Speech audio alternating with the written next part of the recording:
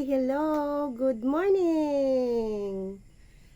I am Pastora Alma Onduvilla from Philippines, and I am so very happy this morning that I can share the Word of God to all of you. Hello, Sir Jonathan Everdong and family, and thank the Lord for this great privilege that I can share unto you the Word of God. Praise the Lord. How are you this morning? I hope and pray that everything is happy and excited to hear the Word of God. Praise the Lord.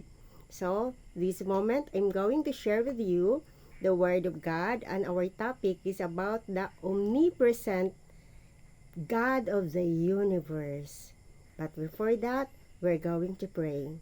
Heavenly Father, thank you for this moment that you've given us the privilege to share your word and be with us and cover us with your precious blood. In Jesus' name we pray. Amen. Everybody is happy and everybody is excited. Praise the Lord. Our omnipresent God of the universe. Our text this morning found in the book of Psalms 139 verse 7 to 10. Psalms 139 verses 7 to 10. Where can I go from your spirit? Where can I flee from your presence? If I ascend to heavens, you are there. If I make my bed in hell, you are there. You are there.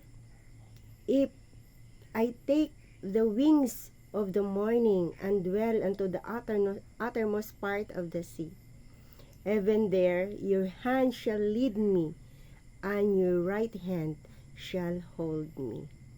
In Psalms 137 says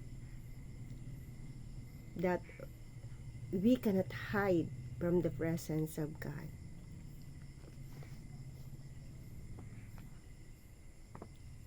First, God is present everywhere and at all times. Let us always remember that God is not affected in time and in space. So no place that the presence of God is not there.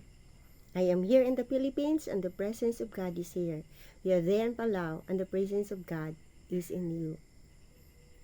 And the Spirit of the Lord is unite us, for we are one in the bond of love. God says that He is everywhere and at all the time. Have you remember the fate of a centurion found in Matthew chapter 8 verses 5 to 13? He came unto Jesus and said, Jesus, help me because my servant is sick and he is paralyzed. And Jesus asked him, you want me to go to your house? And the centurion said, no, I am not worthy to receive you into my house. Just say a word and my servant will be healed. So the centurion said, Lord Jesus, say a word and my servant will be healed. And Jesus was amazed because no one in the Israelites and in the Israel even believed that what the faith of a centurion has. The centurion believed that our God is the omnipresent God. And Jesus said, as you believe, and then your servant are healed, is already healed. In Jeremiah 33:3, God said, am I only the God nearby, declares the Lord. I'm not a God far away. So God is near unto us, and He is not far from us. God is present everywhere and all the time, and no place that He is not there. No place we can hide from the presence of God, and no situation of us that He is not there. We should always remember, whatever situation we are now, God is always there. Second, God's presence go with you. In Exodus 33 verse 14 it says, "And he said, my presence go with you, and I will give you rest." That is the promise of God unto us, that wherever we are, His presence is always with us. And we should be thankful unto that. Remember Jacob, when he ran from his brother Esau, when his father Isaac released the blessing in him, he ran to the wilderness, and he slept, and he made the stone as his fellow. During the time that he slept there, he had a dream. And his dream that there is a ladder from heaven to earth, and he saw the angels going to and fro. And when he wake up, and he surely said, "Surely the presence of the Lord is in this place. Surely the presence of the Lord is in this place." I can hear even the rush of angels walking, praise the Lord. And there Jacob realized that the presence of the Lord is in this place, and he said, "I am not aware of this." How many times in our lives that we are not aware that the presence of the Lord is in us? And He wants us to always remember that He is always there. During Moses in the wilderness, together with the Israelites, during the time of their journey, God's presence is always there.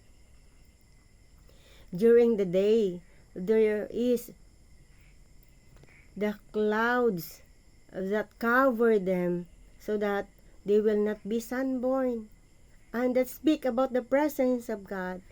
And during the night, the pillar of fire is always with them, that protect them, and that is speak about the presence of God is always with them, day and night. And every morning when they wake up, God provide manna for them, that always remind them that the steadfast love of the Lord never ceases. They are new every morning, new every morning. And let us always remember, even Psalms 127 verse 1 and 2 said that even though we are sleeping, God already provide our needs in the morning. So this is what God has done even to the Israelites, that He provide every morning. But what the people do, they keep always the manna, thinking that there is no more again tomorrow, there is no more again tomorrow. But God said, they are new every morning, new every morning. The mercy of the Lord never ends. And praise God. And remember, even the sandals and the cloths of the Israelites, in Deuteronomy chapter 29 verse 5, it says that their sandal and cloth never turned or never broke. And that speaks about the presence of the Lord, that wherever we go, wherever they are, the presence of the Lord is always with them. In Psalms 91 verse 11 says, For He put His angels in charge of you, to guard you in all of your ways. Nothing, even a seconds, that the Lord forget us. And He will never leave us nor forsake us. Let us always remember that the presence of the Lord is always there. Thirdly, God is very present in and help in times of trouble. In Psalms 46 verse 1 it says, God is our refuge and our strength, a very present help in times of trouble. God is always there. Let us remember, during the time of the 3 Hebrew boys, when they are punished because they are not worshiping the God of the idols, they thrown into the fiery furnace, but they never fear, because God is always with them. When the people throw them into the fiery furnace, what happened to them? The people that thrown unto them healed, because it is so very hot, sevenfolds. But see what happening. They see instead of three, they see four. Who is that? It is God that always with them. God did not promise us that He will take all of the troubles and all of the trials that comes in our life. That He always promised us that He said, "Lo, I am with you always, even to the end of the age." Even what come of fiery trials that happen unto our life, God says He is our refuge and our strength in times of our trouble. That He is always with us, and He will never leave us nor forsake us. Let us remember Daniel in the den of lion. What happened to Daniel? Daniel was thrown into the lion's den because he is faithful unto the living God. He prays in the morning, he prays at noon, and he prays at night. But those jealous people always look at him, and then they accuse Daniel. And what is happening? God is always with them. God is always with him. And even the lion become a friend of Daniel. The lion did not eat him. The lion did not bite him. Why? Because the presence of the Lord is in with Daniel. So this is always we understand what trouble comes ahead of us, what trouble comes even into our life. Let us always remember that God is always with us. And He wants us to have the intimate relationship with Him. It means that we will not see Him only the God of miracles, but let us always see Him that He is the God that always present, and He wants us to be close unto Him, even like King David, that close to the heart of Jesus. Let us always remember that we have a God that the same yesterday, today, and forever. Jesus called Emmanuel. It means God is with us. God is with you, and God is with me. Wherever I go, wherever we are, God is always in the midst of us. His presence is always with us. He always wants to manifest His presence of us through the power of the Holy Spirit. And He wants you to feel that He is near, that He is inside your heart, that He is not so far away from us. And He wants us to feel that His presence is always with us. And He said, even James, draw near to me, and I will come draw near to you. That is the word of the Lord saying unto us even this very morning, that our God is always there, help in times of our trouble. Even Moses said, show me your glory, make me know your ways. That must be our prayer this morning. Lord, show me your glory. Reveal unto me. Reveal unto me, Lord Jesus. Show me your glory. I want to know you more. I want to grow deeper and deeper in you. I want to feel you deep within my heart. That you are always there. That never a second you leave us. Never and never you forsake us, and never you allow us even to go far from you. You always make us a way even to bring closer unto you, because you love us so much. So this morning, a challenge unto us. God is the omnipresent God. He always there all the time, all of our situation, wherever we are. Whatever our situation today, whatever your situation today, let us always remember that we have the omnipresent God. He always with us. He loves you, and He cares for you. And all of our situation, He is concerned in everything and all of that. A challenge for you this morning, always feel in your heart and say thank you, Lord, that you are always there. You are always there in my heart, and you never, never leave me nor forsake me.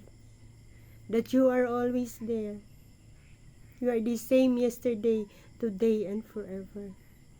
And we stand in that promises, Lord Jesus, that you say, Lo, I am with you always, even to the end of this age. And thank you for that promises that you've given unto us. And thank you for your word this morning. I want to challenge you even this very moment. How many times in our life that we feel that the Lord is far from us? That is not true. The presence of the Lord is in you. The presence of the Lord is in us. And He just always waiting for us to call unto Him. And He loves us so much. Even I remember the song says, surely the presence of the Lord is in this place. The presence of the Lord is in your place and in my place. The presence of the Lord is in your heart and in my heart. Always remember that we have the omnipresent God, the God of the universe. Let us pray. Heavenly Father, thank you for your word. Thank you, Jesus, that you always remind us that your presence is with us. That you always remind us, oh God, that you are not too far. You are too near to us, oh God. You always remind us, oh Lord, that we have the omnipresent God. Thank you, Lord, for your promises, that you never leave us nor forsake us. Thank you, Lord, for your promises that says, oh God, that Lord, I am with you always, even to the end of this age, oh God. Thank you, oh God, even for your promises, Heavenly Father, that you are always with us, oh God. Lord, we believe in you and we trust in you. We pray that continue, Lord Jesus, to bring us deeper and deeper and deeper and deeper with you, Lord Jesus. Help us to know you more, Heavenly Father. Show unto us your glory, Lord Jesus, and let us know your way. Bless, Heaven Lord, every one of us. I decree and declare, Heavenly Father, that you're going to bless every new family, Lord. Whatever situation they are right now, Lord, let heaven, Lord Jesus, your glory be with them, Lord. Let heaven, O God, your holy presence, Heavenly Father, fill their hearts, O God, and their whole house, Heavenly Father. And let heaven, your angels of heaven, shoulder to shoulder, preserve them in the name of Jesus. Whatever their plans, whatever situation that they have, you are our omnipresent God. So all the glory and honor belongs unto you. This is all we ask and pray in the name of the Father, the Son, and the Holy Spirit. Amen and amen and amen. Praise the Lord. Good morning, and praying that all of us was blessed by the word of God. Thank you. Praise the Lord. I love you all.